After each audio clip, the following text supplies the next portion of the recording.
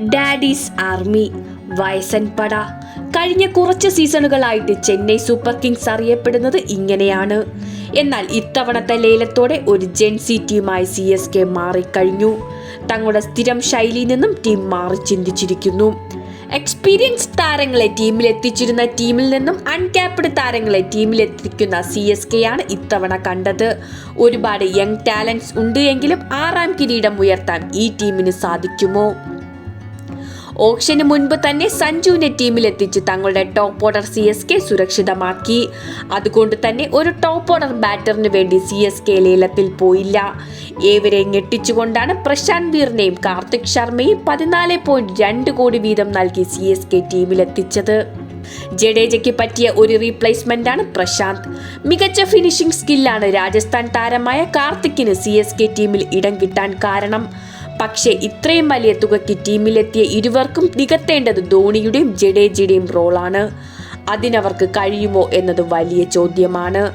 റിപ്പോർട്ടുകൾ പറഞ്ഞ പോലെ തന്നെയായിരുന്നു അഖിൽ കുസ്യേനെ CSK ടീമിലെത്തിച്ചത്. പവർ പ്ലേയിൽ പോലും മികച്ച സ്പെല്ലെറിയുന്ന താരം നല്ലൊരു ലോവർ ഓർഡർ ബാറ്ററാണ്. സർഫ്രാസ് ഖാനാണ് CSKയുടെ മറ്റൊരു സർപ്രൈസിംഗ് ബൈ. ഓൾറെഡി മികച്ച ഒരു ബാറ്റിംഗ് നിര ഉള്ളതുകൊണ്ട് തന്നെ താരത്തിന് പ്ലേയിങ് ലെവലിൽ സ്ഥാനം കിട്ടുമോ എന്നത് സംശയമാണ്. എങ്കിലും നിലവിൽ മുംബൈക്ക് വേണ്ടി വെടിക്കെട്ട് പ്രകടനമാണ് സർഫ്രാസ് നടത്തുന്നത്. മാറ്റ് ഹെൻറിയും സാക്കുമാണ് പേസർമാരായി ടീമിലെത്തുന്നത്. ഇരുവരും എങ്ങനെ പെർഫോം ചെയ്യുമെന്ന് കാത്തിരുന്നു കാണാം. പതിരാന ഇല്ലാത്ത സാഹചര്യത്തിൽ എലിസിന് ഒരു ബാക്കപ്പ് ടീമിന് ഓപ്ഷനിൽ നേടാൻ കഴിഞ്ഞില്ല. ഇന്ത്യൻ പേസർമാരെ ആരെയും ടീമിലെത്തിക്കാത്ത കൊണ്ട് തന്നെ കംബോജിന്റെയും ഖലീൽ അഹമ്മദിന്റെയും പ്രകടനം ടീമിന് നിർണായകമാണ്. ഓസ്ട്രേലിയൻ താരം മാത്യു ഷോട്ട് ഒരു മികച്ച ബൈ ആണെങ്കിലും എവിടെ കളിപ്പിക്കും എന്നത് വലിയ ചോദ്യമാണ്. ഓൾറൗണ്ടറായ താരം ഒരു മികച്ച ഹിറ്റർ കൂടെയാണ്. സ്പിൻ ശക്തി കൂട്ടാനായി രാഹുൽ ചാഹറിനെയും ടീമിലെത്തിച്ചിട്ടുണ്ട്. നിലവിൽ മോശം ഫോമിലാണെങ്കിലും എക്സ്പീരിയൻസ്ഡ് ആയ താരം സ്പിൻ ഡിപ്പാർട്ട്മെന്റിന് ശക്തി നൽകും. അമാൻ ഖാൻ എന്ന ഒരു പേസ് ബോളിംഗ് ഓൾറൗണ്ടറും ഇത്തവണ മഞ്ഞക്കുപ്പായത്തിലുണ്ട്. ഒറ്റ നോട്ടത്തിൽ ശക്തമായ ഒരു യുവനിരയായിട്ടാണ് CSK എത്തുന്നത്.